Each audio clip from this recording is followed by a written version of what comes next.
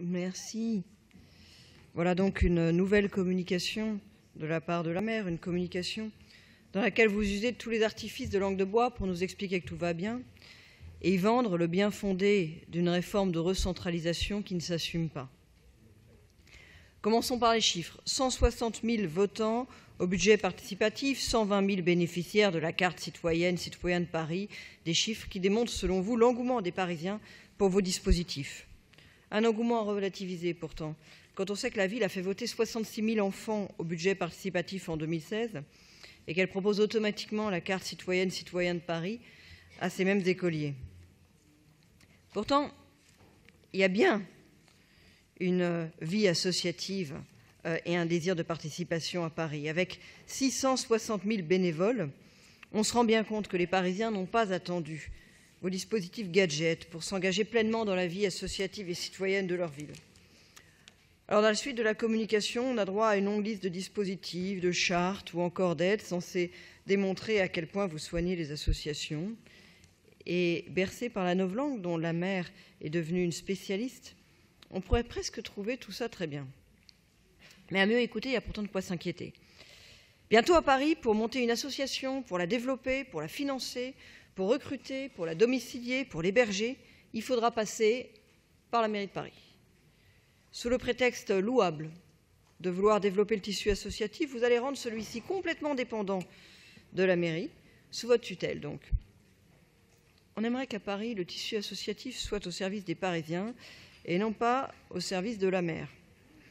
Or, la réforme des maisons des associations que vous présentez dans cette communication est inquiétante. Inquiétante parce qu'elle démontre une fois de plus votre volonté de recentraliser tous les pouvoirs à l'hôtel de ville. Rien, si ce n'est votre volonté de récupérer des pouvoirs aujourd'hui délégués au maire d'arrondissement, ne justifie cette réforme. La création d'un nouveau poste en arrondissement pour s'assurer de l'application de votre politique de la vie associative est un exemple criant de votre besoin de concentrer des pouvoirs autour de vous. Malgré les discours sur la décentralisation que tient la maire et sur le soutien de la ville aux associations, vos actes trahissent une fois de plus votre parole. En décembre, l'adjointe à la ville associative annonçait, lors d'une réunion sans concertation et sans débat, la fusion de plusieurs MDA. En faisant ça, vous vous attaquez à l'héritage de Bertrand Delanoë, ça ne vous gêne pas souvent, mais vous retirez aussi aux maires d'arrondissement leurs prérogatives sur un équipement de proximité. Et vous allez forcer des centaines d'associations à déménager au risque de perturber leur travail en faveur des Parisiens. Avec cette réforme, vous privez 8 arrondissements du lien et de la proximité entre les élus locaux et les associations. Vous brisez le dynamisme du tissu associatif du centre de Paris, qui concentre à lui seul près d'un tiers des associations domiciliées dans les MDA. De nombreuses associations sont à juste titre inquiètes. Je pense en particulier aux associations du 7e. Celles-ci sont censées être regroupées dans la MDA du 8e. Et je souscris sur ce sujet à ce que disait Daniel Prémel tout à l'heure.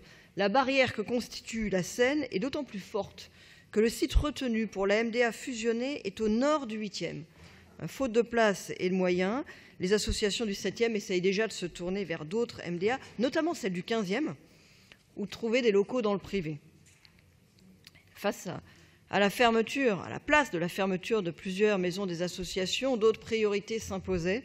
Et je pense notamment à la MDA du 9e, qui n'est toujours pas accessible aux personnes en situation de handicap, malgré les propositions de lieux de relogement de la part de Delphine Burki, la maire du 9e.